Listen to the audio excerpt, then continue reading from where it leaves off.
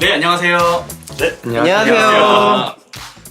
저희가 첫 번째 녹음을 마치고 이게 그냥 한순간의 에피소드로 즐거운 추억으로 남을 뻔 하다가 다행히 부사일생을 해서 이렇게 또 역사적인 두 번째 녹음을 시작하게 되었습니다.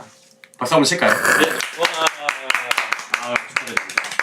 누가 축하드리나요? 우리 저에게 자축인 거죠? 네, 자축이죠. 네. 그래서 이제 이번에 두 번째 녹화고 오늘 이제 패널 선생님들을 모셨습니다. 네, 그래서 한 분씩 소개를 해주실까요? 예, 네. 예, 안녕하십니까? 예, 연세대학교에서 공부를 하고 있는, 아니 강의를 나가고 있는 예, 김민국입니다. 예, 반갑습니다. 뭐 그럼 공부는 안 하시는 거예요? 강의하느라고 공부를 잘 못하고 공부를 하는 건지, 예, 어쨌든 예. 네. 네, 안녕하세요. 저 동국대에서 공부하고 있는 이준희라고 합니다. 네, 반갑습니다. 안녕하세요. 저는 연세대학교에서 공부하고 있는 김상민이라고 합니다. 네, 반갑습니다. 네, 마지막으로 저는 연세대학교에서 공부하고 있는 이찬영이라고 합니다. 와, 이제 본격적으로 오늘의 또 귀한 게스트 선생님을 소개하도록 하겠습니다. 이번에 소개 멘트는 또 김민구 선생님께서 준비를 해주셨다고요. 예, 아주 오래 기다리셨습니다. 예, 저기 고려대학교에서 공부하고 계시는 일단 이름부터 소개해드리면 허인영 선생님이신데 저는 허인영 선생님을 이렇게 소개하고 싶습니다. 따뜻함, 귀여움, 그다음에 위로와 배려의 아이콘. 사실은 제가 허인영 선생님보다 이제 나이가 더 많은 선배지만 제가 허인영 선생님한테 참 따뜻함을 많이 받는 것 같습니다. 이렇게 힘든 일이나 이런 것들을 많이 불평불만을 하면 물론 허인영 선생님은 표정을 뚱하게 이렇게 짓고 있어요. 뚱하게 이렇게 짓고 있다가 이야기를 안 듣는 것 같은데 결정적인 순간에 그 한마디 한마디 날려주는 게 뭐랄까요, 마음의 따뜻함과 위로. 그 자고 있으면 잠들 때 흐뭇한 미소. 허인영 선생님을 생각하면 네, 흐뭇한 미소가 떠오르고요. 네, 그래서 사실 국악계에 굉장한 실력자이시기도 하고요. 그래서 사실 저는 그런 실력보다 허인영 선생님의 겸손함, 따뜻함. 그래서 저는 국악계 힐러라고 표현하고 있습니다. 힐러. 예, 허인영 선생님, 예, 초대하겠습니다. 네, 인사 한마디 해주시죠. 네, 안녕하세요. 고려대학교에서 공부하고 있는 허인영입니다. 네, 반갑습니다. 반갑습니다. 오늘 저희 이 스튜디오에 처음 오신 소감이 어떠신지. 생각보다 굉장히 최첨단 스튜디오라는 데 놀랐고 네, 한 가지 알아두셔야 돼요. 저 지난 녹음 때도 얘기했는데 네. 최첨단인데요. 와이파이만 없어요. 그리고 네. 와이파이는 와이파이가 안 터집니다. 와이파이 없어요 여기. LTE도 안 터져요. 네. 네. 그래서 국악계 이제 몇 개 난제가 있는데요. 엊그제 이제 저희가 술을 마시면서 난제가 하나 생겼는데 이 스튜디오는 반지하인가 1층인가 굉장히 애매하죠. 네, 굉장히 애매한. 그래서 반지층이라는 용어가 있는 거 아니에요? 아니 그런 말도 좀 기분이 나쁘더라고요. 근데 입주할 때는 뭘로 알고 저는 있어요? 1층으로 이제 알고. 1층으로 알고 아니 저도 아. 아니 보고서 저는 1층이라고 생각하고 살고 있는데 이제 오신 분들이 이제 다들 문제를 제기를 하더라고요. 이게 어떻게 1층이냐? 여기가 어떻게 1층이냐. 또 여기에 제 얘기가 됐네요. 좀 노리는 거죠. 이 정도면. 누리는 게 그 능력, 능력이구나. 본인의 능력. 죄송합니다. 이제 제가 훅 따먹겠습니다. 네, 그러면 한현 선생님은 요즘 어떻게 지내셨어요? 저는 네.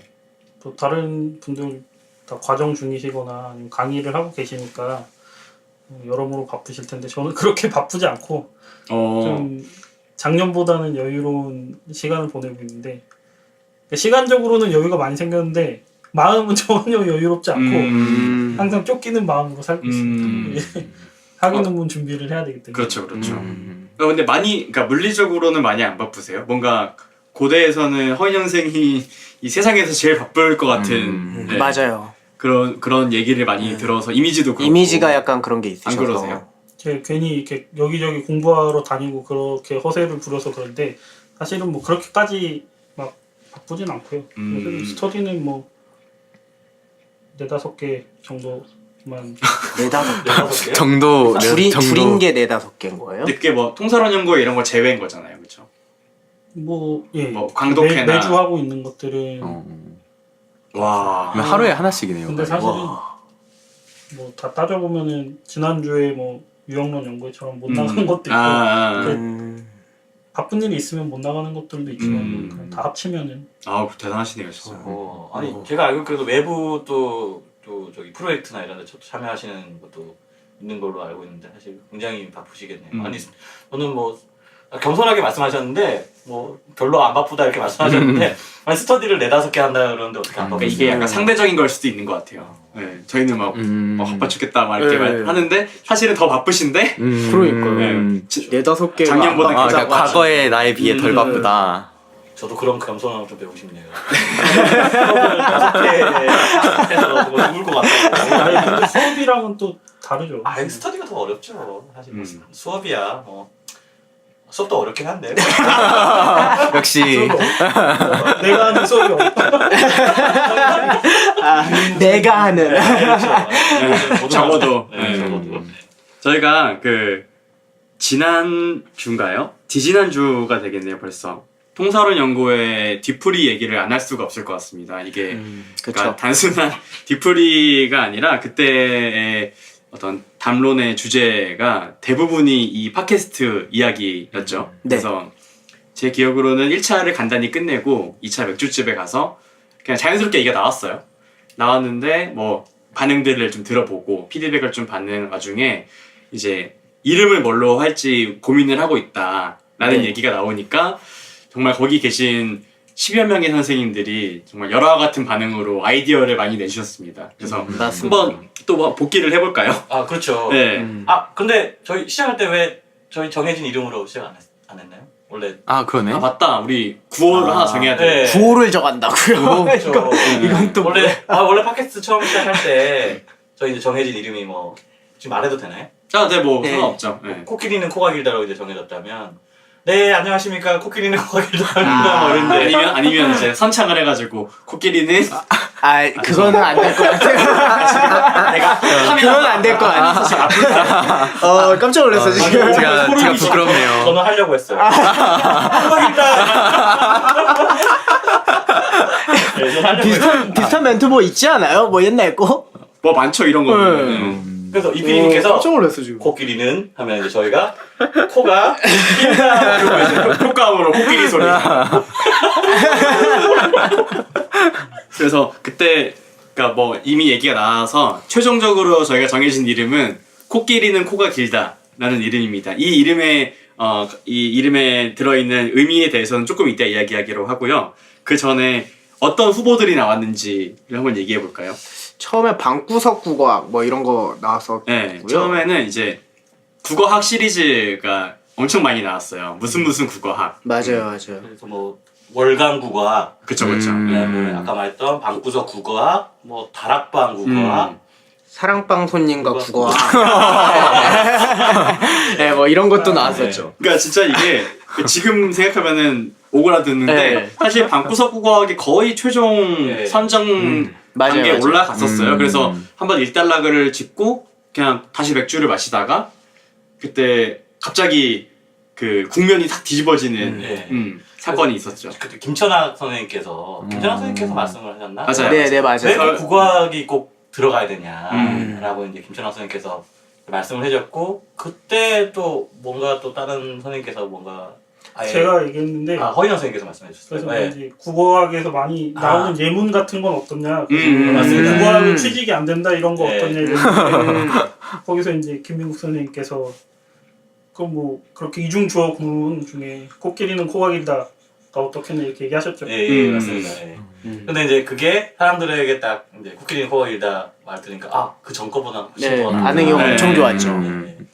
국어학을 공부하는 사람이라면 절대 모를 수 없는 예문. 그렇죠. 맞아요. 그리고 너무 직관적이지 않고 조금 이제 일종의 은유도 있고. 그래서 맞아요. 저쪽에서 딱 얘기를 말씀하시는 걸 듣고 저는 완전히 꽂혔어요 그때. 저도 사실 딱 듣자마자 와 이거다 라는 생각이 사실 굉장히 많이 들더라고요. 너무 좋았어요. 김상민 선생님은 그때 안 계시긴 그쵸. 했지만 어땠어요? 딱 들었을 때. 이게 제가 없는 자리에서 다 결정이 됐더라고요. 네. 그래서 이렇게 그래서 지금 서운해요 지금? 아니요 그렇다는 아니요 네. How dare? 하우세요. 아니요 전혀 그렇다는 게 아니고 얘기를 참 듣고 네. 전 코끼리가 코가 길다를 딱 듣자마자 코코기 이렇게 딱 얘기를 했거든요. 근데 음. 그 얘기도 나왔다고 하더라고요. 맞아요. 그래서 엄청 뭔가 직관적이기도 하고 좋다 음. 생각을 많이 했죠. 그래서 이제 슬슬 팟캐스트에도 올리고 유튜브에도 올리고 뭐 이제 나중에는 뭐 의견도 받을 수 있고 뭐 나중에 사연도 받을 수 있고 이제 이래서 허인영 선생님께서도 이제 제안을 해주신 게 그럼 아예 메일 계정을 한 개 파자 그 지메일로 해가지고 그 모든 계정을 이제 통합을 해서 그래서 만들었어요. 코코길로. 잘하셨네요. KOGIL은 있어서 네. 저희 그때 있어요? 조금 귀여운 느낌으로 네. 코코길도 네, 맞아요. K가 두 개 그래서 KOKKOGIL at gmail.com. 저희끼리 공유가 되는 건가요 그러면? 그렇죠, 그렇죠. 아. 네, 저희는 이제 같이 쓰는 거고 아. 그걸로 이제 팟빵 계정도 만들었고 이제 이제 그걸로 계속 가는 걸로. 예. 이피디님 그래서 막 그 매일 계정 보고 막 불만 사항 올라오고 막 그럴 땐 어떻게 대처하시려고? 그렇죠. 이제 거기로 이제 못 본 척 해야죠. 안 읽음. 아니 이건 표시. 스팸 처리하고. 그래서 막 그때 2차에서 재밌는 얘기가 막 나오면서 결국은 코끼리는 코가 길다라는 제목으로 정해졌고요.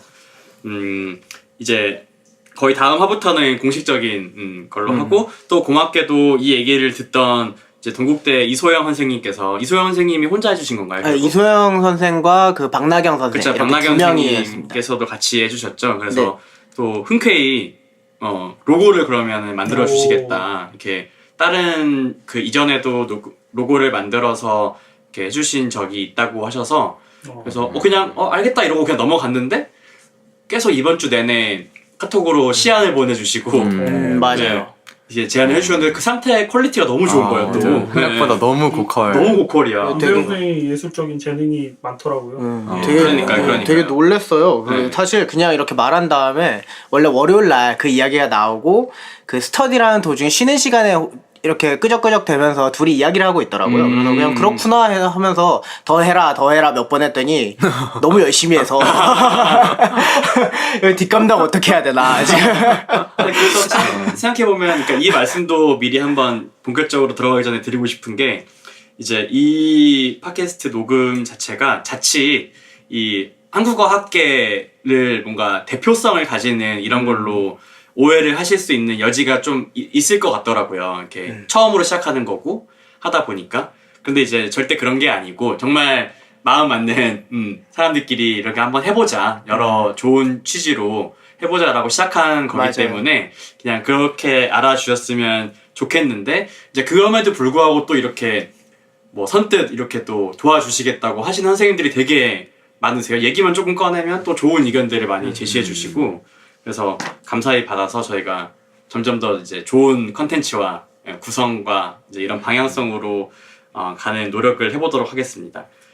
그리고 게스트 선생님들도 이렇게 방송을 들으시는 지금 방송 들으시는 많은 국악 선생님들 여기 언제든지 게스트로 오실 수 있습니다. 많이들 참여해 주시면 감사하겠습니다. 네, 메일이나 콕콕일 메일이나 저희 여기 앉아 있는 선생님들에게 그냥 개인적으로 연락을 주시면 저희가 언제든지 초대를 해서 그 연희동 모처까지 올 수 있으시다면 언제든지 환영합니다. 네.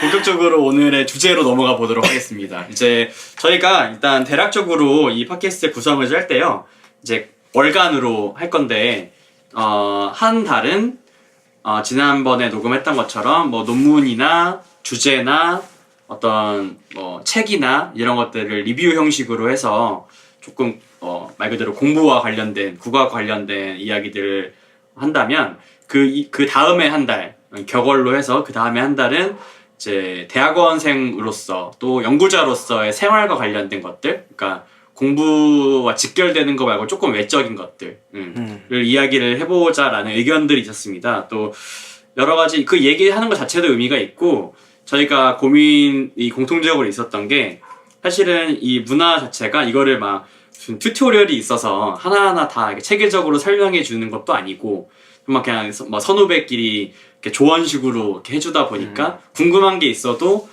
이렇게 얘기를 들을 수 있는 루트가 많지가 않고 이런 고민들이 조금 많이 수렴이 돼서 한번 얘기를 해보자 네. 라는 저희가 의견들이 있었고 그래서 첫 번째 주제로 잡은 것이 석사학위 논문이에요. 네. 그렇죠. 석사학위 논문을 어떻게 쓰면 좋을까?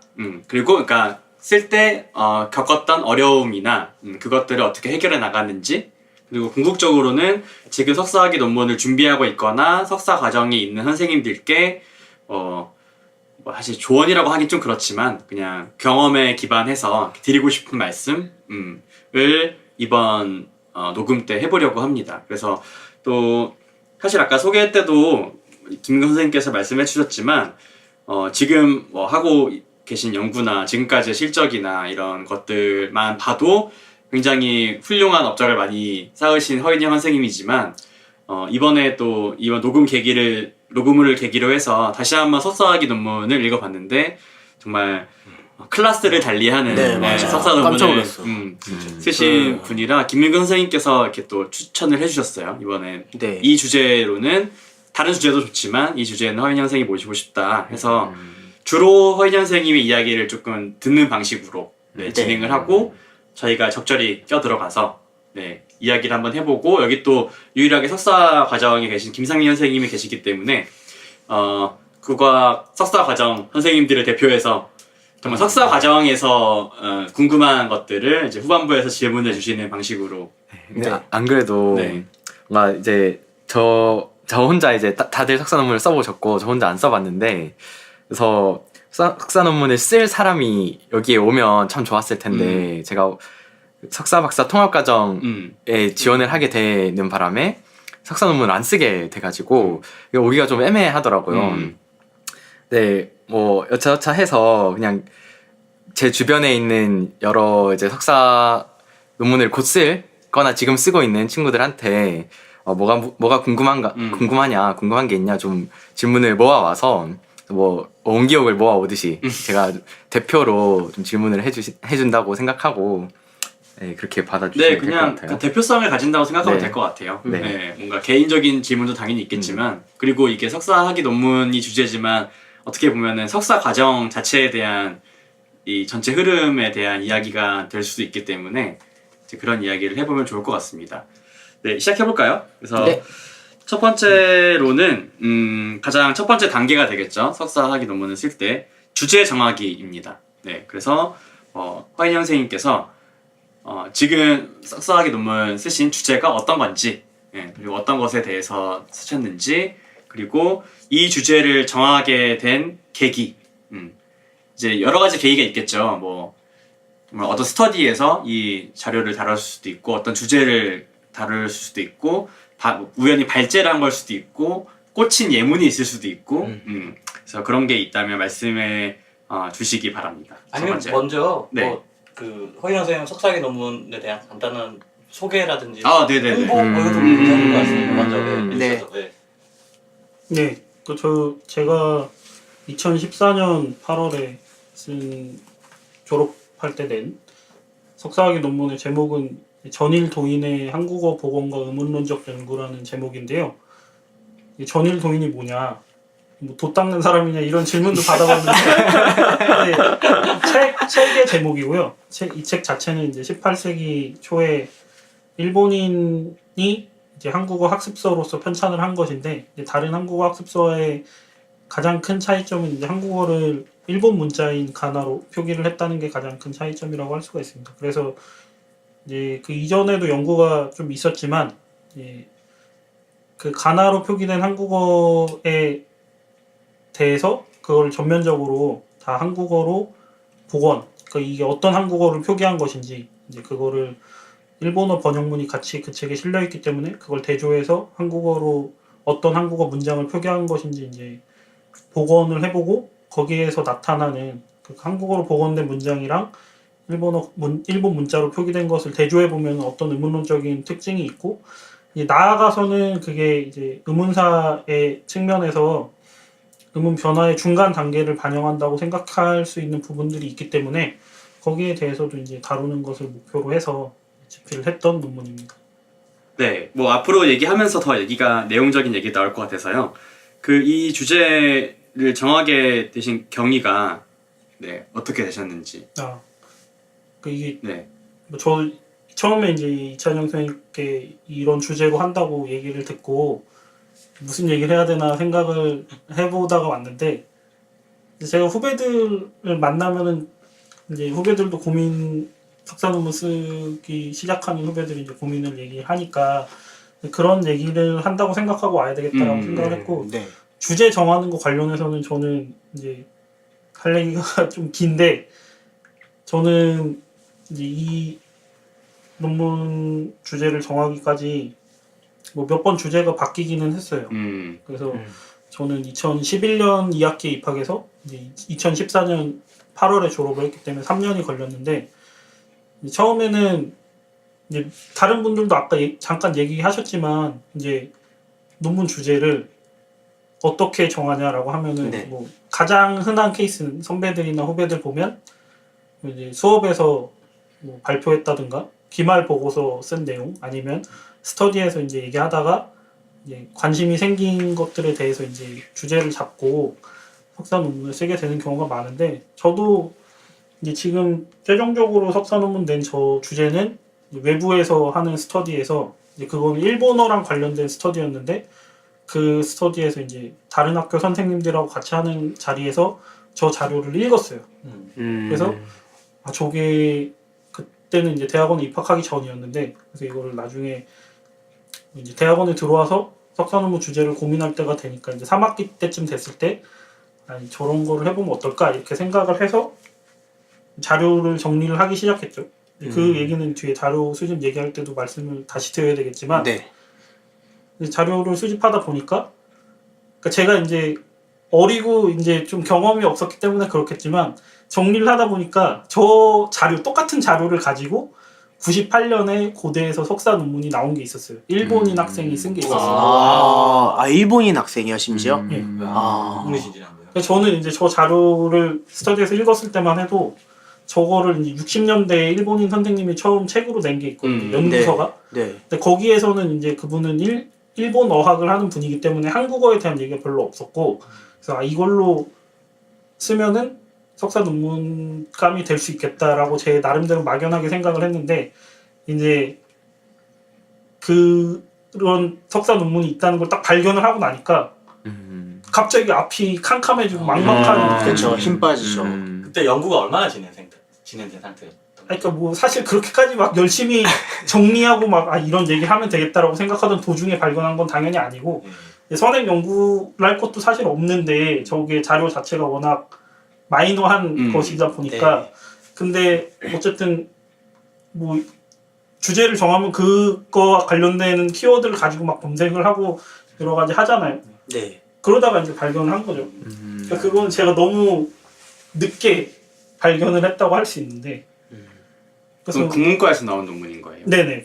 심지어. 심지어 국문과에서 나온 일본인 학생이 쓴. 네. 그래서 그 논문을 자세히 훑어보고 어떤 정도의 수준인지를 생각하기도 전에 네. 질에 이제 포기를 한 거죠. 이거는 있는데 내가 뭘 더 얘기를 할 수 있을까 이런 생각이 들고 그래서 이제 이건 안 되겠다 이렇게 그게 몇 년도였어요 그러면? 2013년 1학기 때 그러면 그 논문은 지금 나온 본인이 쓰신 석사 논문과 네. 주제가 아주 비슷한 거였던 거예요? 예, 자료 자체가 똑같기 때문에 이제 그 자료에 대해서 한국어학과 관련해서 할 수 있는 얘기는 가나로 표기된 그 한국어 표기에 대해서 뭐 이제 주로 의문론적인 거 네. 사실 뭐 어휘나 문법도 얘기할 수 있겠지만 자료 하나만 가지고 그런 얘기 하기 어렵기 때문에 주로 의문에 대한 게 될 수밖에 없는데 그런 걸 주로 다뤘어요 그 논문도. 그래서 이제 약간 좌절의 시간을 보냈죠. 그때는 석사 이제 4학기쯤이신 거네요, 그렇죠? 예. 그렇죠.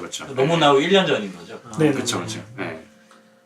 1년 반 전? 1년 반 1년 반 전. 그래서 그렇게 고민을 하고 있다가 지도교수하고도 얘기를 해야 되잖아요. 그래서 네. 저희 선생님을 이제 그 전에도 이제 몇 번 얘기가 나왔을 때 이제 이 주제로 해보고 싶다 이런 얘기를 해서 선생님 그렇게 알고 있었는데 이제 제가 못할 것 같습니다 이러니까 선생님 입장에서는 저 책을 본 것도 아니고 네가 안 될 것 같다고 하면 다른 걸 찾아봐라 이렇게 됐었던 거예요.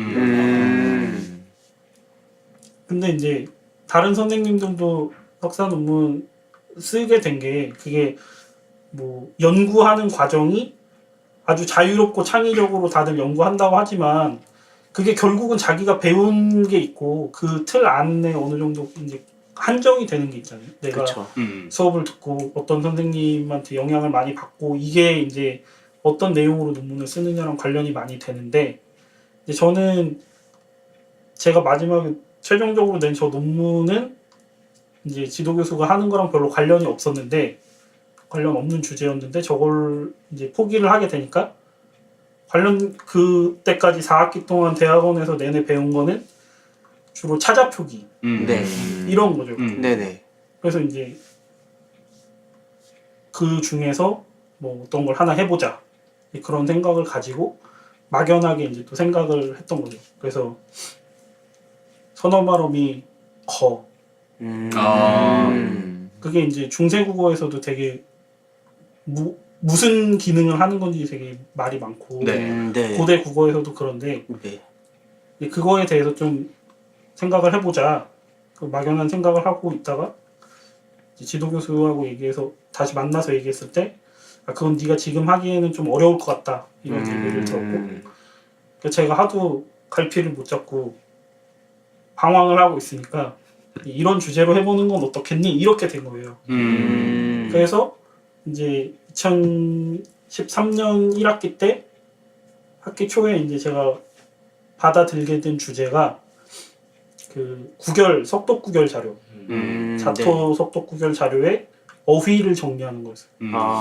근데 그게 구결에서 어휘를 어떻게 정리하냐 이런 생각을 할 수도 있는데 이제 한자에 토가 달려 있는 게 구결이잖아요. 네. 그럼 그 토가 뭐 예를 들어서 부사로 쓰인 어떤 뭐 다시를 의미하는 한자에 만약에 도가 달려있다. 도를 의미하는 칼도자가 구결로 달려있다 이러면 얘는 도금이 또였을 거다 이런 걸 추정을 할 수가 있잖아요. 마름첨기 같은 걸 가지고. 네.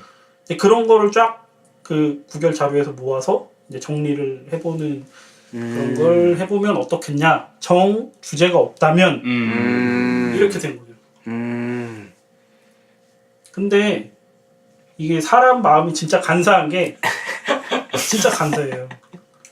이게 다른 지금 뭐 듣고 계신 분들 중에 석사과정 선생님들이 계시겠지만 내가 원해서 하고 싶은 주제를 하든 아니면 뭐 선배나 선생님이나 누가 선배든 선생님든 야 너 이 주제 해 이런 사람은 지금은 없다고 생각해요.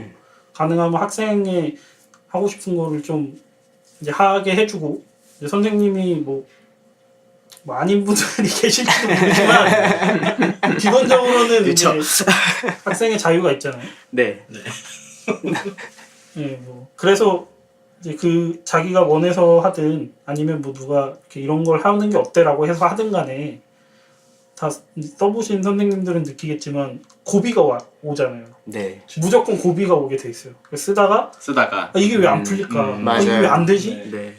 그래서 그걸 넘어서면은 뭐 이제 나름의 작은 희열도 느끼고 그렇게 이제 석사 논문 쓰는 기간을 넘기는데 내가 정한 주제로 쓰다 보면은 쓰다가 힘들 때가 오면은 막 괴로워하다가도 이런 주제를 정한 내가 이런 생각을 하면서 이제 그걸 넘어가게 된단 말이에요. 근데 이제 그렇게 다른 사람이 권한 주제를 택한 건 난데 그렇게 주제를 가지고 하다가 막히게 되면은 이 진짜 사람이 간다는 게 탓을 하고 싶어요. 그쵸. 그렇죠. 탓을 하게 되죠. 아니, 왜 맞아요. 나한테 하라 그래가지고 나한테 하라고 한 게 아니야. 그러니까 뭐 어떻게 보면 조언을 해주신 건지. 도와준 건데 탓을 하게 되는. 없다면. 맞아요. 근데 맞아, 완전 네. 그런 것 같아요. 진짜 그래요. 맞아요. 그래서 이제 그 2013년 1학기 동안 그거를 준비를 하는데 제가 뭐 사자표기에 대해서 공부를 나름대로 열심히 하고 뭐 이제 열심히는 했지만 그 논문 주제를 가지고 쓰면서 제가 막 신이 나고 막 이거에 막 몰두하게 되고 그렇게 안 된 거예요. 그러니까 그 이후에 석사 논문 쓰고 난 다음에는 사자표기 관련된 논문을 썼지만 그때까지는 이제 제가 뭐 수준도 낮았을 테고 이제 거기에 관련된 내용에 대해서 제가 뭐 전반적으로 사자표기 전체를 공부하는 건 흥미가 있었지만 그 주제를 가지고 하는 거에 있어서는 제가 약간 흥미를 크게 못 느꼈던 거죠. 그래서 이제 그 와중에 엎친 데 덮친 격으로 이제 그 동국대 하모 선생님도 앓고 계신 지병인 이제 네. 그 지병을 저도 앓고 있기 때문에 그 발작이 와서 아. 입원을 했어요. 8월 초에 8월 중순? 초에요? 예. 그러니까 몸이 안 좋아지신 거네요. 예. 약간 그게 제가 그냥 스스로 되돌아봐도 너무 스트레스를 많이 받고 이제 집안에 틀어박혀서 하다 보니까 진도는 안 나고 답답하고 그러던 와중에 이제 다리가 아프게 됐는데 병원에 입원을 하게 됐어요. 근데 이제 8월 말에 이제 뭐 1차 심사 혹은 예비 심사라고 네. 불리는 이제 선생님들이랑 그 선후배들 있는 자리에서 발표하는 게 있었기 때문에 이제 병원에서 여러 사람들 있는 병실에서 밤에 불 다 꺼지면은 이제 커튼 이렇게 쳐놓고 네. 노트북으로 막 작업을 하고 그랬단 말이에요. 아 진짜요? 예. 입원해서 그러면은 병원에서 논문을 쓰신 거예요? 예. 그 너무 그러니까 이때까지는 와.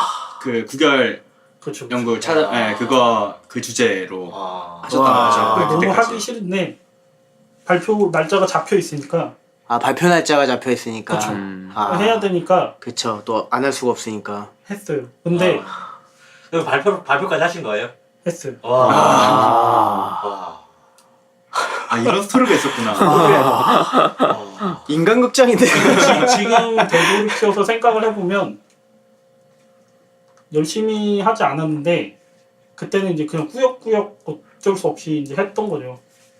그러니까 좀 많이 힘드셨겠죠. 네. 그래서 그렇게 되고 이제 고대는 예비 발표할 때 토론자가 있어서 이제 그 다른 선배한테 이제 토론을 맡겼죠. 그리고 이제 그 날이 됐는데 저는 이제 퇴원한 지 얼마 안 돼서 뭐 이렇게 약간 다리를 약간 절면서 가서 발표를 하고 토론을 했는데 제가 생각해도 너무 수준 이하의 발표를 했고 그러니까 그거에 대해서 제가 자료를 쫙 정리해서 장악을 하고 거기에 대해서 제 견해를 서술한다기보다는 그냥 그런 자료에 있는 것들을 모아서 나열하고 그냥 평면적으로 기술하는 데 불과한 그런 걸 썼고 거기에 대해서 이제 토론자 선생님의 평도 이제 이 의의를 잘 모르겠다 이제 그런 식이 됐어요. 그래가지고 이제 그 끝난 다음에 저녁을 먹으러 가는 자리가 있었는데 저는 가기 싫었어요. 집에 가고 싶고 도망치고 싶고 막 그런 마음밖에 없었는데 이제 뭐 지도교수 선생님도 계시고 하니까 갔죠. 근데 밥을 먹는 자리에서 이제 저희 선생님이 오늘 발표한 거는 좀 실망스러웠다 이렇게 대놓고. 근데 저는 그 자리에서 그 말이 맞다는 걸 인정하면서도 그 당시에 저는 너무 수준이 낮았던 거예요. 너무 그런 반발심만 가득 차 있었던 거예요. 서운하죠. 그러니까 서운하죠. 서운한데 네, 서운하죠. 그리고 당연히. 제가 한 거 자체가 뭐 수준 미달이라는 걸 저도 알고 있었지만 그때까지도 계속 자기가 하려놓고 왜 나한테 삐뚤어진 생각을 아니, 그 삐뚤어진 생각이 아니라 그런 걸 인지상정이라고 사람이라면 누구나 가지는 생각. 그러니까 약간 그때는 좀 핀치에 몰려 있었던 것 같아요. 생각만 해도 그러게요, 진짜. 저는 이 얘기를 처음 들어봐요. 저도. 저도. 어디 잘 하지 않는 얘기인데 이렇게 전 세계에서 들을 수 있는 저 그래서 이제 이 질문 자체가 보통 그러니까 이걸로 이제 픽스를 하시였는데 그 전에 뭐 이런저런 주제를 어떤 걸 고민을 하셨는지 정도를 이제 여쭤봤던 건데 이런 이런 비하인드 묵직한 스토리가. 얘기가 정말 도움이 많이 돼요. 네, 맞아요. 얘기인 것 같아요. 네, 사실 그럴 때 있잖아요. 그러니까 선배들이나 선생님들께서 이야기를 하시는 경우가 있잖아요. 고민하고 있으면 야 이거 해봐, 이거 해봐. 난 이거 그쵸, 궁금하더라. 네. 뭐 이러면서 이럴 좋은 때, 의도로 또 네. 이렇게 얘기해 주려고 하니까. 네, 근데- 궁금하더라 그러면 이제 그 사람이 궁금한 거고. 그쵸. 아니면 하다못해 뭐 이제 수업이나 스터디에서 선배나 선생님이 이거는 석사 논문 주제도 될 수 있을 것 같아 이러면은 확 이제 끌려가죠. 후배들이 좀 약간 솔깃해하는 게 보이는 맞아요. 거예요. 맞아요. 맞아요. 근데 저는 이제 다 지나고 나서 박사과정 올라오고 나서는 후배들이랑 얘기할 때 그런 고민을 하는 사람들이 있으면 1번은 네가 하고 싶은 거 자기가 쓰고 싶은 걸로 써야 후회를 하지 않는다 그런 얘기를 하게 되더라고요. 그래서 진짜 다시, 맞는 말 같아요. 다시 돌아가서 맞아요. 그럼 그때 핀치에 몰렸어요. 그래 지도 맞아요. 교수님한테. 그 이후에 그래서 다시 그 네. 주제가 바뀌신 네. 거잖아요. 네, 그래서 그 예비 발표를 그렇게 엉망진창으로 하고 나서 이제 그 다음 학기에 심사에 들어가는 그러니까 예비 발표는 끝났기 때문에 거기서 뭐 이제 가부가 결정되는 건 아니고 고대는 네. 예비 네. 발표를 했으면 대체로 본심에 들어가고 본심 석사는 보통 본심에서 이제 끝나거든요. 큰 문제가 없을 그렇게 때 되는구나. 큰 문제가 뭐 만약에 다시 해야 된다면 한 번 더 하는 경우도 있는데 그런 경우는 드물고 석사 논문은 뭐 이제 예비 발표하고 나서 본심 들어가서 이제 거기 심사하는 선생님들이 통과시키면 끝인 경우가 대부분인데 네네. 근데 그러려면은 그 다음 학기 2013년 2학기가 됐을 때 이제 심사를 들어가야 되잖아요. 네. 그럼 신청을 해야 되는데 네. 학기 초에 신청 서류를 내잖아요. 네. 근데 제가 그게 방학 끝날 때쯤이었는데 예비 발표를 한 게 그 이후에 한 개강하고 몇 주 정도를 안 나갔어요. 안 나가고 집에서만 있었어요. 그래서 약간 되게 우울해하고 있었는데 지도 선생님이 문자도 보내고 전화도 하고 뭐 그랬는데 제가 안 받으니까 그때 장수를 타신 거예요. 진짜 완전 지도 선생님 도망가셨네. 연락까지 전부 다 그냥. 잠수를 살려면 제대로 사야 돼. 그런 거예요? 신고야지 잠수지. 그거 제가 그걸 몰랐네요. 시바야지 정말 이제 잠수. 네, 심해 잠수사다. 그래서 근데 이제 메일을 보내셔서 이제 어떻게 됐든 간에 네가 그 주제로 하든 안 하든 한번 만나서 얘기를 하자.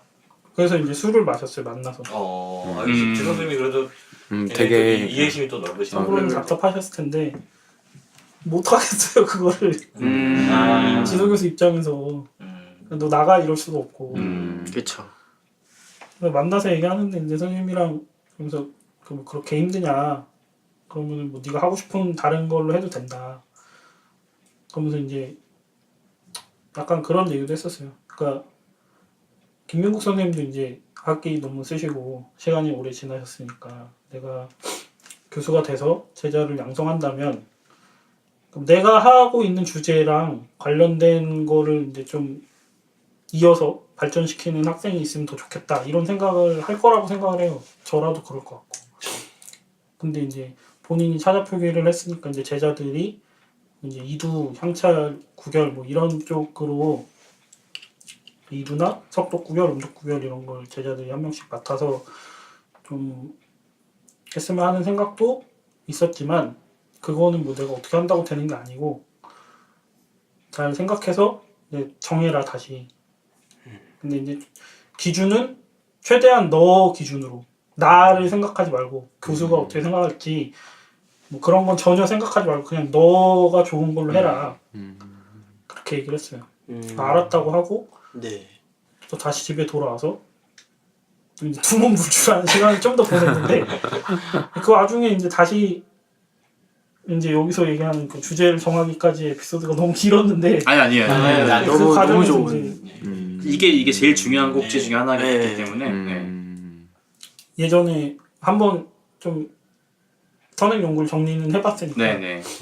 다시 한번 본 거죠. 그리고 그때 제가 그런 논문이 있다는 걸 알고 몇 페이지 읽어보지도 않고 지레 여기서 다 얘기했겠지 하고 넘어갔던 그 논문을 다시 빌려서 봤어요. 근데 제가 머릿속으로 좀 어렴풋이 생각했던 내용이 다 들어가 있는 것 같지 않고 이제 그 자료 전체를 완벽하게 조사해서 뭐 계량적으로 통계를 낸다거나 이런 거 같지가 않아서 그럼 내가 똑같은 자료를 가지고 하더라도 이거에 대해서 좀 철저하게 양적으로 분석을 해서 뭐 이제 이런 경향성이 있다 이걸 밝힐 수 있으면 그래도 내가 조금은 할 수 있는 얘기가 있지 않을까 그런 생각을 하고 이제 정리를 하기 시작을 한 거죠. 그래서 이제 그게 2013년 2학기 때 그걸 시작을 해서 이제 2013년 말까지 그걸 좀 정리하고 2014년 2월에 네. 예비 발표를 또 했어요. 그게 근데 이제 다른 학교는 어떤지 모르겠는데 고대 같은 경우에는 예비 발표를 한 번 하고 그 다음 학기 심사하기가 어려운 수준이라고 교수가 생각이 되면 네. 주제를 바꾸는 경우가 있는데 네. 다시 예비 발표를 시키지는 않거든요. 그러니까 주제가 바뀌는 경우에도 뭐 크게 그 원래 주제랑 아주 판이하게 다른 경우가 별로 없기 때문에 그냥 한 학기 지나고 심사에 바로 들어가서 좀 주제는 바뀌었지만 어쨌든 이제 통과가 되는 경우가 많아요. 네네. 그러니까 예비발표를 굳이 한 번 더 하지 않고 바로 이제 그 다음 학기에 본심으로 들어가서 그냥 바로 네. 본심. 주제가 바뀌었더라도 이렇게 심사를 진행하고 통과가 되는 식으로. 네. 보통은 뭐 아예 그렇게 시대나 자료가 아예 달라지거나 그런 거는 별로 없으니까요. 뭐 아니면 현대국어라도 뭐 문법론 하던 사람이 의문론 하겠다고 하진 않으니까요. 네. 근데 이제 저는 아예 달라졌기 때문에 이제 선생님이 다시 하는 게 좋겠다라고 했고 저도 이제 그때는 알겠다고 하고 준비를 나름대로 열심히 해서 이제 발표를 했고 그때는 이제 뭐 다른 분들도 반응이 괜찮았고 제 나름대로 힘을 좀 더 얻어서 이제 그 2014년 1학기 심사를 받고 8월에 졸업을 한 거죠. 지금의 주제로 준비를 할 때는 그전과는 다르게 재미있었던 거예요? 예, 그때는 네. 정말로 재밌더라고요. 그런 이제 다른 우리 통나론 연구회나 뭐 그 대학원생들 모이는 술자리에서 가끔 얘기하듯이 이제 뭐 열람실에서 밤새 이거 하다가 네. 뭐가 안 풀려서 계속 붙잡고 있다가 이렇게 하면 될 것 같은데 해서 그게 어느 정도 해결이 됐다고 생각이 되면은 막 잠도 안 오고 막 그런 막 약간 흥분된 상태. 그쵸, 그쵸. 희열? 맞아요, 맞아요. 그 쾌감이 진짜. 그런 거가 이제 진학을 하게 되는데 좀 도움이 되고 논문을 쓰게 되는 끝까지 쓰게 되는 원동력이 되고 그랬던 것 같아요. 되돌이켜 보면. 근데 실제로 이제 허인영 선생님께서 이제 예전에 이제 주제를 처음 잡아서 다시 주제로 돌아오기까지 어떻게 너에게로 또다시 이런 건데 근데 보통은 이제 주변에 이제 제 경험도 그랬고요. 주변에 이제 석사 논문을 쓰는 사람들 보면 사실 석사 논문을 처음 쓸 때 이 주제다라고 정하는 경우가 굉장히 드물거든요. 잘. 그쵸. 물론 주제를 잘 선택해서 논문을 잘 쓰는 이제 석사 졸업을 하고 그렇게 졸업을 하시는 선생님들도 있겠지만 대개는 많이 이 주제가 아님을 알매도 불구하고 다시 못 돌아가고 뭐 예비 심사를 한다거나 예비 발표를 한다거나 자기가 굉장히 부끄러움을 안고서도 그냥 심사를 그냥 마치는 경우가 굉장히 많더라고요. 맞아요. 그래서 보통은 그러잖아요. 저 사람의 흑역사를 들춰내고 싶으면 석사 논문을 보여주거나. 그쵸.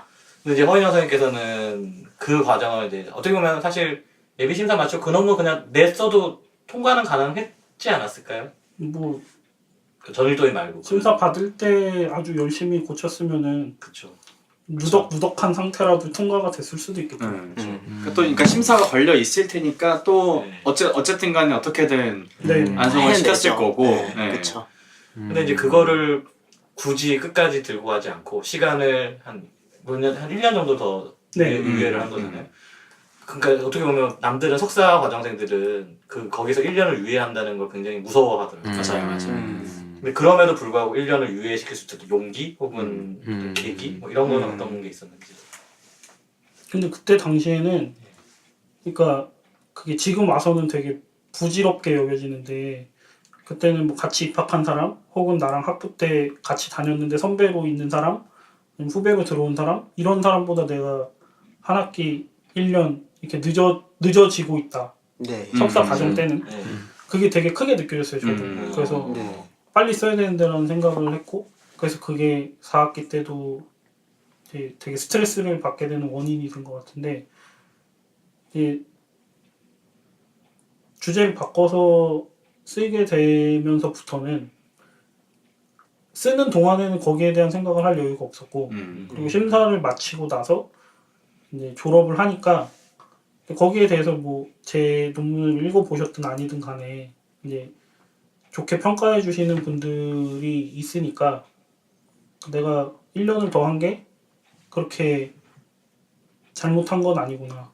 헛된 것만은 아니구나. 이런 생각이 들게 됐고 그 이후로도 이제 사실 박사과정에 올라온 다음부터는 그렇게까지 한 학기 1년 그게 큰 그게 아니더라는 거죠. 그래서 후배들하고도 얘기할 때도 이제 4학기 때까지 주제가 안 정해져서 이제 다음 학기에 내겠다 이런 후배들이 간혹 있는데 그때마다 저는 하는 얘기가 이게 한 학기나 1년이 늦어지는 거는 평생 만약에 연구자의 길을 간다고 생각하면 아무것도 아니다. 그거는 정말로 미미한 차이인데 그렇다고 그렇게 하면 된다고 생각하고 이번 학기 안 되면 다음 학기 하면 되지 아 오히려 너무 편하게 생각해서. 좀 더 최대한 빨리 졸업을 하겠다는 생각 자체는 필요한 것 같아요. 그 부득이한 경우에는 그렇게 할 수도 있지만 맞아요. 너무 좋은 이야기이신 것 같아요. 사실 그때 당시에는 그게 되게 크잖아요. 나랑 같이 공부했던 애가 먼저 쓰고 막 나보다 늦게 들어온 애가 먼저 쓰고 막 이러면은 그때 정말 중요한 거 같아요. 예, 그게 되게 압박으로 엄청 오는데 사실 돌이켜보면 또 별거 아니고 그렇게 보면 별것도 아니고 뭐 저는 이렇게 이제 뭐 말씀드리고 싶은 게 저는 사실 이제 석사 논문을 4학기 만에 이제 졸업을 했는데 사실 아직도 계속 마음에 남는 게 한 학기를 더 했으면 좋았겠다라는 생각을 이제 많이 했었습니다. 한 학기를 했으면 더 좋았겠다라는 생각을 많이 했는데 그게 이제 또 석사 논문의 욕망은 이제 그 석사 논문을 쓰는 사람의 욕망만 있는 건 아니고 주변 사람들 욕망도 좀 좌지우지하기 때문에 그거를 이겨낼 용기가 없었던 거죠 저는. 사실 너무 쓰는 사람 마음이긴 한데 그걸 이겨낼 용기가 없어서 그냥 4학기 만에 썼는데 두고두고 계속 아쉬움이 남죠. 한 학기를 더 했으면 좀 훨씬 더 지금보다는 그 좋은 논문이 나오지 않았을까라는 생각과 석사 논문을 그렇게 이제 좀 미진한 상태로 내니까 늘 약간 좀 죄책감이라든가 라고 해야 될까요? 약간 그런 거에 시달리는 느낌? 죄책감이라기보다는 약간 부채감? 부채감, 예, 맞습니다. 부채감. 박사 과정 내내 그 부채감에 시달려서 살았던 것 같습니다. 그래서 예. 근데 김용수 선생님 뭐 박사 논문이 워낙 훌륭하기 때문에 제가 달려고 아닙니다. 박사로 씻어버린 바로 다음에 말씀을 하시려고 했던 거예요. 선수를 그 마음에 박사 논문을 그렇게 기가 막히게 근데 틀린 말은 아니지 않나요? 네, 또 그런 네. 것들이 이제 쌓여서 또 네. 좋은 박사 논문에 대한 어떤 뭐, 그런 의도로 이어지고 좋은 박사 논문이라 하기 좀 그렇고요. 근데 진짜 허인영 선생님 말씀대로 즐겁게 쓴 것 같았어요. 석사 논문 쓸 때는 정말 괴로운 마음으로 늘 썼던 것 같아요. 늘 두렵고 힘들고 뭐 불안하고 재미없고 뭐 이랬는데 박사 논문 쓸 때는 진짜 허인영 선생님 말씀대로 허인영 선생님이 이제 석사 논문을 주제를 바꾸고 전일동으로 쓰실 때 굉장히 그 희열감과 즐거움 이렇게 쓰셨다고 했듯이 저도 그렇게 썼는데 그때 생각해보니까 석사 논문 때의 경험이 이제 있어서 나는 석사 논문 때처럼 논문 쓰지 말아야지. 적어도 적어도 내가 즐겁고 내가 재밌게 써야지 이런 생각을 했던 것 같은데 허인영 선생님 말씀을 들으면서 이거를 이제 허인영 선생님께서 석사 논문 때 이제 경험을 하셨는데 저는 사실 이제 좀 늦게 박사 논문을 쓸 때 좀 경험을 한 것 같습니다. 들으면서 관련해서 뭔가 질문을 하려고 했던 게 있는데 이제 그런 거였거든. 본인 논문 이런 걸 쓰고 나서 이게 너무 자랑스러울 수도 있을 것 같고 너무 꼴도 보기 싫을 수도 있을 것 같은 거예요. 그래서 어떤지를 여쭤보고 싶었는데 그냥 얘기를 듣고 종합을 해보면 너가 자랑스러울 수 있는 주제를 잡고 써라 정도가 대답이 될 수 있겠네요. 자기가 최선을 다했으면은 그러니까 이게 되게 상투적인 말인데 그게 그렇게밖에 말할 수 없는 것 같아. 그냥 네, 내가 맞습니다. 최선을 다했으면은 그러니까 보통 이제 그러니까 정말 내 논문이 막 자랑스럽고 이런 거에 그런 거가 아니면 전부 꼴도 보기 싫은 거라고 생각을 하는 경향이 있는 것 같아요. 그러니까 굳이 이게 꼭 막 정말 훌륭하다 객관적으로 이렇게 보지 않아도 사실 허인영 선생님 말씀해주신 것처럼 적어도 내가 원하는 주제를 가지고 적어도 약간 좀 후회 없는 기간을 그 과정을 보내면서 썼다면 뭐 이게 정말 우수한 논문이다라고 생각을 안 하더라도 적어도 미련은 없고 또 내 논문에 대해서 좀 애착을 가질 수는 있거든요. 네, 맞습니다. 네. 맞아요. 그런데 사실 그게 그런 퀄리티가 나오지 않았다고 해서 다들 나무원 아마존한테 미안하다 막 이런 상투적인 말 되게 많이 하잖아요. 근데 그 자랑스러움이라는 게 네. 결국 남들이 알아주는 자랑스러움이 아니고요. 정말로 이제 자기가 열심히 쓰고 혼신의 힘을 다하고 즐거웠으면요. 그게 정말 애착감이 생기는 것 같아요. 미우나 고우나. 맞아요. 네. 맞아요. 그 석사 논문 쓸 때 지도 선생님이 해준 얘기가 있는데 그게 뭐였냐면은 주제를 뭘로 정하고 쓰든 간에 석사과정 후배들 보면 말로는 뭐 나는 뭐 역사에 남는 논문을 쓰고 싶어요 이렇게 말하는 사람은 없지만 다 마음속으로 한켠으로는 나도 뭐 높이 평가받는 선생님들처럼 훌륭한 논문으로 경천 동지할 만한 논문을 만들고 싶다.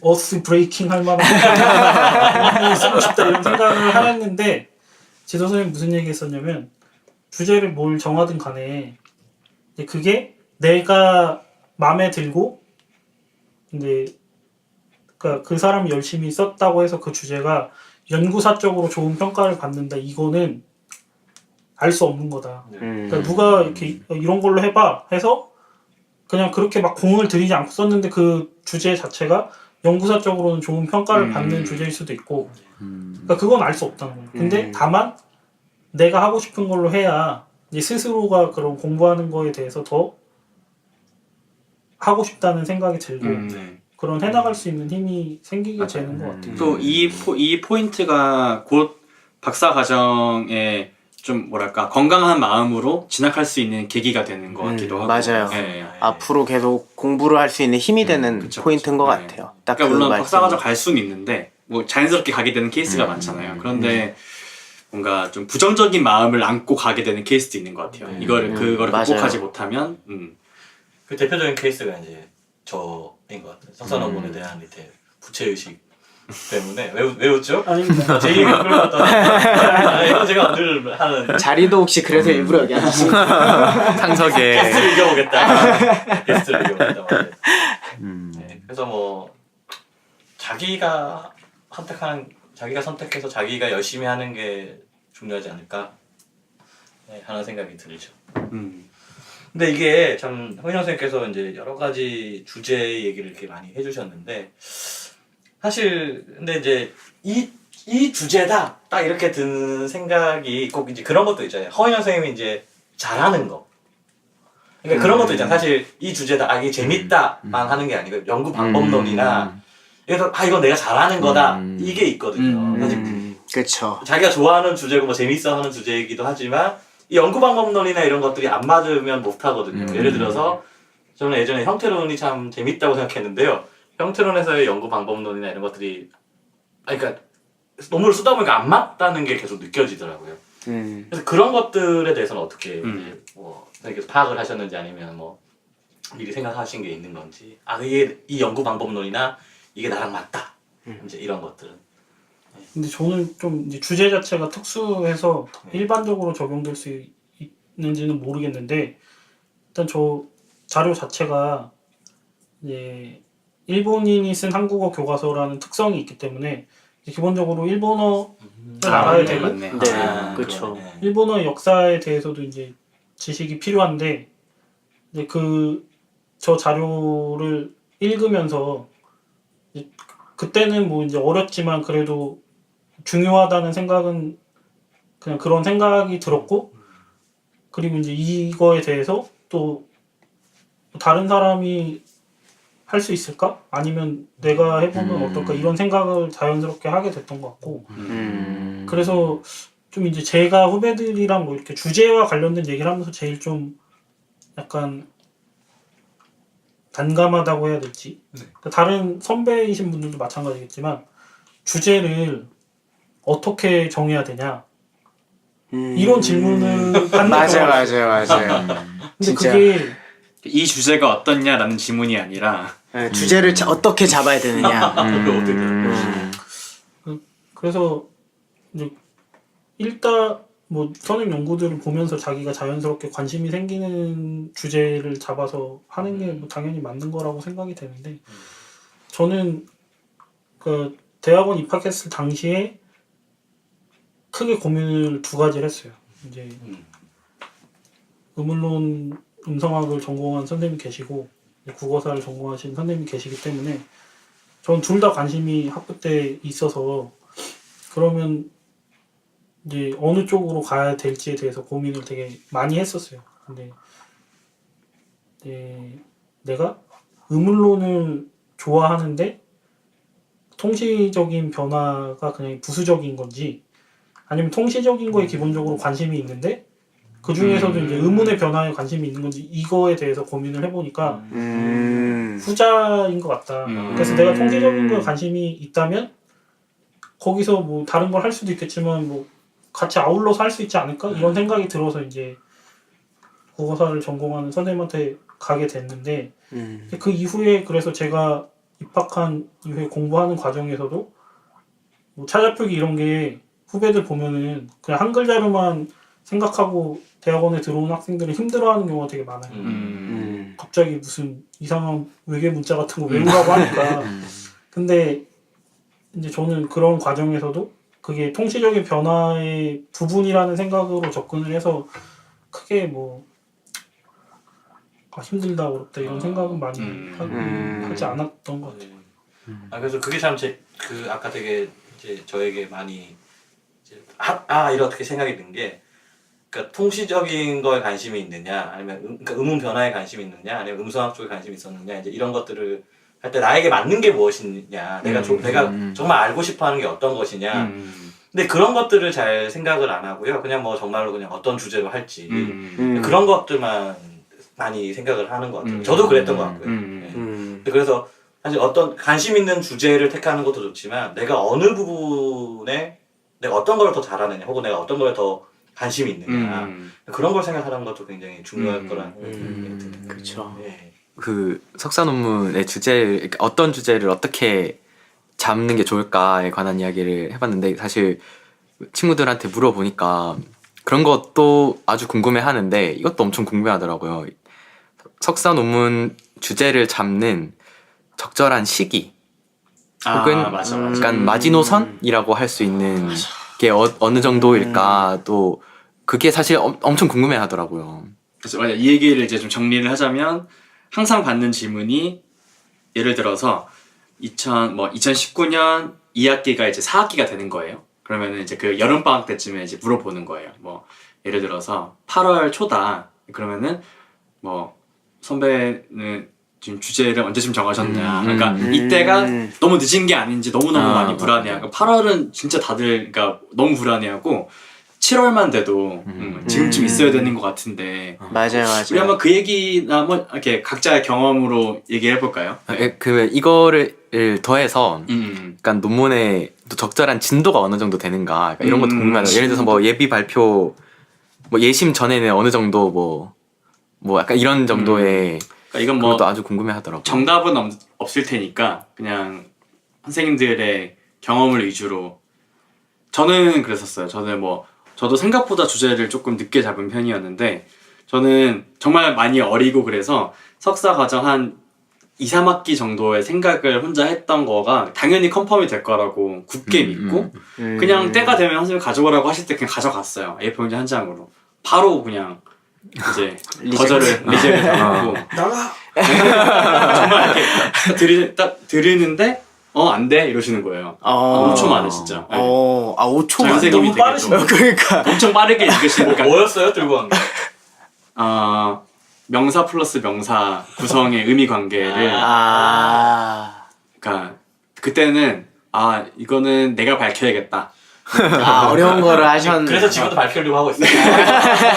약간 좀 아픈 손가락인데 근데 당연히 안 됐죠. 근데 그랬다가 이제 그래서 이제 제가 너무 패닉 상태가 와서 선배들한테 이제 여쭤보니까 그러면은 너가 고민했던 거를 그러니까 몇 개 정도 가져가 봐라. 그러니까 이건 정말 컨펌을 위한 3개를 가져갔는데 안 됐어요. 그러니까 뭐 하려면 해 약간 이런 분위기. 그러다가 이제 막 고민을 해보다가 저는 딱 그냥 전형적으로 석사 2학기 때 썼던 보고서가 갑자기 생각이 나서 들춰보니까 또 그 이후에는 이제 또 그 이후에 뭐 스터디나 했던 데에서 공부했던 것들이 좀 관련이 돼서 생각이 나서 해서 그때가 이미 한 8월 중순. 그러니까 그 저도 주제를 잘 잡았었어요. 그때 이제 혼성으로 이제, 이제 정하셨는데 혼성이 딱 석사 논문 쓰기 참 좋은 자료였어요. 그리고 이전에 연구 자료도 있었지만 선행 연구가 되게 적절히 적었죠. 아 그렇죠. 좀 그게 많지 조금, 않은. 네. 타이밍이. 네. 전일 따위는 어땠나요? 적절히 적었나요? 너무 적절히 적었던 것 같아요. 그쵸. 지금 되돌이켜 보면. 그러니까 맞아요. 자료의 그- 양은 그러니까 자료를 정리해야 되는 건 양은 많았는데 네. 현행 연구는 없다면 없는 건데 관련된 것까지 다 합치면 그렇게 많은 물론 뭐 완전히 비교하기는 어렵겠지만 이찬원 선생님도 이제 뒤에 부록이 굉장히 두껍거든요. 그래서 혼성어를 다 분류를 하셨고 그다음에 이제 허인영 선생님께서도 뒤에 부록이 저기서 와, 진짜 정말 깜짝 놀랐어요. 전일도인 한국어 보험을 다 해놨어요. 아, 진짜. 사실 그래서 어떻게 보면 석사 논문으로 쓰기 참 뭐 이렇게 말하기는 좀 어렵지만 석사 논문으로 쓰기 참 좋은 주제였다는 생각이 사실 자료 정리가 굉장히 중요하거든요. 석사 논문은 나중에 뭐 그 얘기를 하겠지만 뭐 심사 진도는 이따가 심사 얘기하면서 또 하면 될 것 같고 이준희 선생님은 어떠셨나요?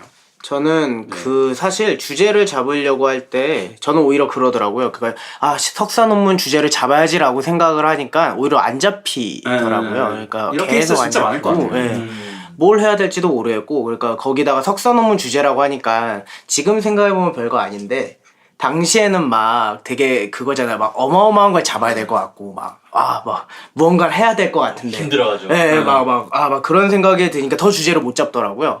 그래서 계속 그러다가 그럼 어떻게 해야 될까 하다가 저희가 그나마 다행인 게 동국대가 매번 방학마다 학술대회를 열어요. 맞아요. 네, 학술대회를 매번 방학마다 열어서 매번 방학마다 발표를 다들 하는데 거기에서 발표를 할 때는 항상 생각을 해보면은 제가 재밌어하는 거, 제가 궁금한 거 이런 거 맨날 찾아보고 그걸로 발표를 하더라고요. 맞아. 네, 그래서 그렇게 하면서 했던 거를 저는 그냥 가지고 바로 그 중에 하나를 했었어요. 네. 가장 최근에 했던 그 그 내용을 맞아요. 학술대 발표할 때 했던 걸로 네, 학술대회 발표할 때 했던 걸로 했고 그리고 학술대회 자체가 워낙 선생님들이 많이 오시는 곳이어서 동국대 이 시스템이 되게 좋은 것 같아요. 네. 그 한모 선생님께서 처음 네, 맞아요. 네. 정말 좋은 제도인 것 같아요. 그러네요. 네, 그래서 거기에서 이렇게 하고 그 다음에 그걸로 해서 물론 그건 나중에 심사 때 이야기해야 될 것 같은데 처음에는 저는 그걸로 조건으로 해서 갔다가 이제 바뀌었죠. 심사 과정에서 그 일정은 네. 어땠어요? 그 일정은 주제를 딱 저희는 확정했을 때.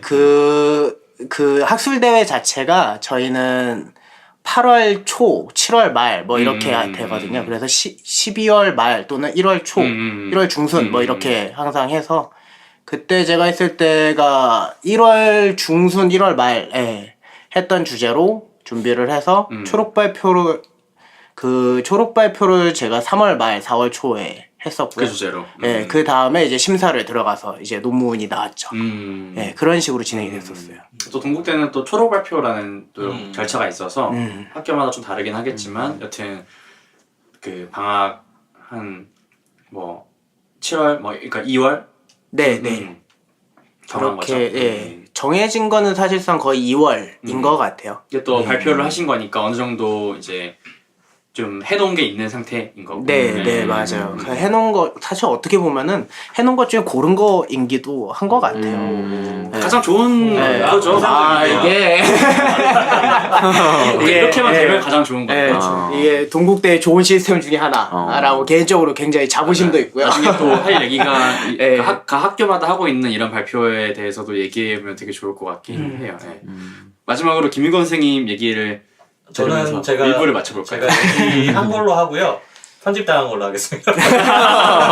아니, 하려면 이제 이 얘기가 너무 길고요. 길어요. 아. 네, 그리고 사실 이제 제 얘기는 또 제 위주로 할 거기 때문에 거기서 살이 엄청 많이 붙고. 다음번에 한번 모시겠습니다. 네, 특집으로. 기 때문에 아. 저는 얘기했는데 편집당한 걸로 하겠습니다. 아 게스트로 해달라라고 말씀하셨어요.